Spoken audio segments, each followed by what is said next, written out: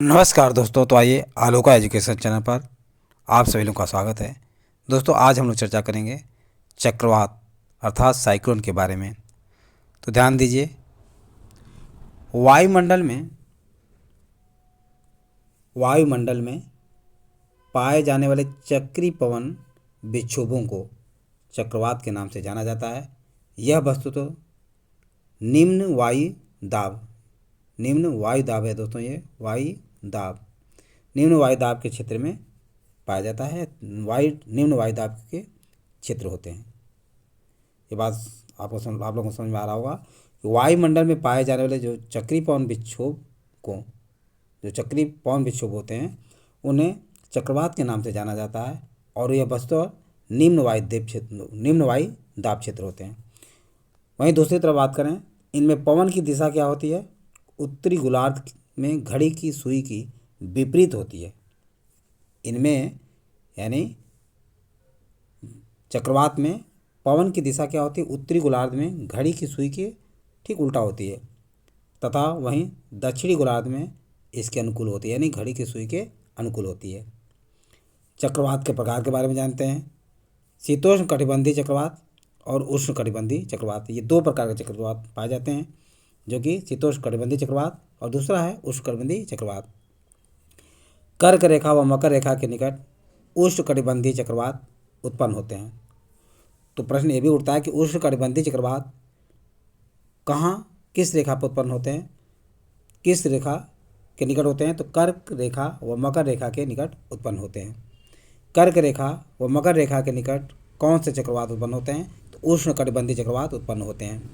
वहीं बात करें टाइफून चक्रवात से चीन सागर का क्षेत्र प्रभावित होता है, यानी चीन सागर के क्षेत्र में कौन सा चक्रवात प्रभावित करता है? तो टाइफून चक्रवात प्रभावित करता है। या टाइफून चक्रवात से कौन सा क्षेत्र प्रभावित होता है? तो चीन सागर का क्षेत्र दोस्तों से प्रभावित होता है। आगे देखते हैं, शीतोष्ण कटिबंधीय चक्रवात 35 से 65 अक्षांशों के मध्य उत्पन्न होता है। प्रश्न और उठता है दोस्तों कि 35 से 65 अक्षांशों के मध्य कौन सा चक्रवात उत्पन्न होता है? तो शीतोष्ण कटिबंधीय चक्रवात उत्पन्न होता है। शीतोष्ण कटिबंधीय चक्रवात किन अक्षांशों के मध्य उत्पन्न होता है? तो 35 से 65 अक्षांशों के मध्य उत्पन्न होता है, यानी 35 से 65 35 to 65 अक्षांशों के मध्य उत्पन्न होता है। कौन? शीतोष्ण कटिबंधीय चक्रवात। आगे बात करते हैं, ग्रीष्म काल में inter tropical conversion zone ITCJ का विस्थापन भूमध्य रेखा से उत्तरी गोलार्ध की ओर होता है। किधर होता है? भूमध्य रेखा से उत्तरी गोलार्ध के तरफ होता है। भूमध्य रेखा से उत्तरी गोलार्ध की ओर का विस्थापन ग्रीष्मकाल में किसका होता है? Inter tropical conversion zone ITCZ का। टॉर्नेडो की तीव्रता फुजीटा स्केल से मापी जाती है। तो बात ध्यान रखिए दोस्तों, फुजीटा स्केल से किसकी तीव्रता मापी जाती है? तो टॉर्नेडो की तीव्रता मापी जाती है। टॉर्नेडो की तीव्रता किससे मापी जाती है? फुजीटा स्केल से मापी जाती है।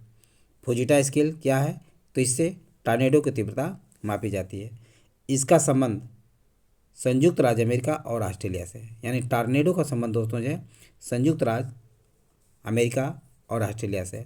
संयुक्त राज्य अमेरिका और ऑस्ट्रेलिया से किसका संबंध है? तो टॉर्नेडो का संबंध है। विली विली उत्तर पश्चिमी ऑस्ट्रेलिया का उष्ण कटिबंधीय चक्रवात है। प्रश्न ये भी पूछता था कि विली विली जो है क्या है? तो विली विली दोस्तों जो है उत्तर पश्चिम यानी ऑस्ट्रेलिया का भाग उत्तर पश्चिम ऑस्ट्रेलिया का उष्ण कटिबंधीय चक्रवात है। आगे बात करते हैं, तूफानों की निरंतर गति मापने के लिए किसका प्रयोग किया जाता है?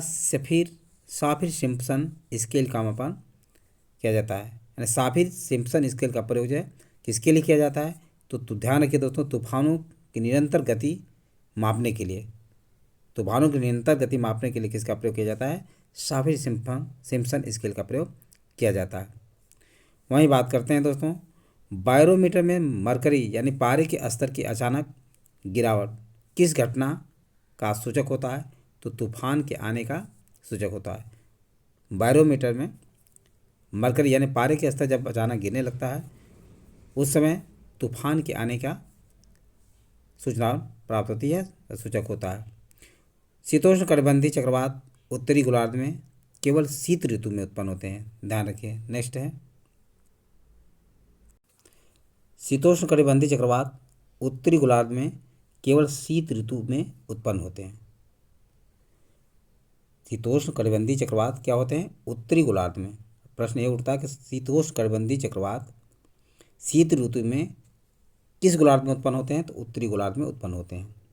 वहीं बात करें तो शीतोष्ण कटिबंधीय चक्रवात जो है उत्तरी गोलार्ध में केवल किस ऋतु में उत्पन्न होते हैं? तो शीत ऋतु में उत्पन्न होते हैं। ये बातें ध्यान रखें। भारत में चक्रवाती पूर्वानुमान की जानकारी क्षेत्रीय विशेष मौसम विज्ञान दिल्ली देता है, ये ध्यान रखिए। भारत में चक्रवाती पूर्वानुमान की जानकारी कौन देता है? तो क्षेत्रीय विशेष मौसम विज्ञान केंद्र दिल्ली देता है। आगे बात करते हैं चक्रवात के केंद्र को चक्रवात की आंख के नाम से जाना जाता है। हम ये कह सकते हैं चक्रवात की आंख के नाम से किसे जाना जाता है? तो चक्रवात के केंद्र को जाना जाता है। चक्रवात के केंद्र को चक्रवात की आंख के नाम से भी जाना जाता है। आगे बात करते हैं वहीं उष्णकटिबंधीय चक्रवात उत्तरी दक्षिणी गोलार्ध में 5 डिग्री से 30 डिग्री अक्षांशों के मध्य उत्पन्न होते हैं।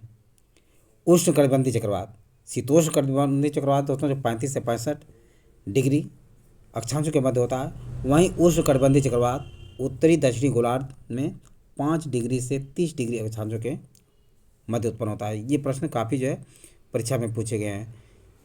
प्रश्न उठता है कि 5 डिग्री से 30 डिग्री अक्षांशों के मध्य कौन सा चक्रवात उत्पन्न होता है? तो उष्णकटिबंधीय चक्रवात उत्पन्न होता है। और किधर? ये दक्षिणी गोलार्ध में उत्पन्न होता है। ध्यान रखिए दोस्तों, दक्षिणी गोलार्ध में उत्पन्न होता है।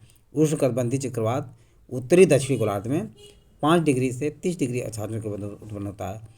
संयुक्त राज्य अमेरिका के मिसिसिपी मिसौरी घाटी का जो क्षेत्र है टॉर्नेडो एली कहा जाता है। यानी संयुक्त राज्य अमेरिका का वह कौन सा क्षेत्र है जो कि टॉर्नेडो एली के नाम से जाना जाता है? तो अमेरिका के मिसिसिपी मिसौरी घाटी का क्षेत्र टॉर्नेडो एली के नाम से जाना जाता है। टॉर्नेडो एली कहाँ पे पाया जाता है? तो संयुक्त राज्य अमेरिका के मिसिसिपी मिसौरी घाटी में। चक्रवात के केंद्र में निम्न दाब जबकि परिधि की ओर उच्च दाब की स्थिति होती है। ध्यान रखिए दोस्तों, चक्रवात का जो केंद्र होता है उसमें निम्न दाब जबकि परिधि की ओर क्या होता है? उच्च दाब की स्थिति होती है। वहीं प्रति चक्रवात की जब स्थिति होती है तो उसमें चक्रवात की तरफ जो है उच्च दाब की स्थिति होती है और परिधि की तरफ निम्न दाब की स्थिति पाई जाती है। ये बातें बिल्कुल ध्यान रखिए। ये सारे तथ्य आप लोगों को समझ में आ गया होगा। यदि वीडियो अच्छा लगा हो तो इसे सब्सक्राइब और लाइक अवश्य करें तथा अपने सगे समझे दोस्तों को शेयर करना न भूलें। थैंक यू दोस्त, नेक्स्ट वीडियो मिलेंगे।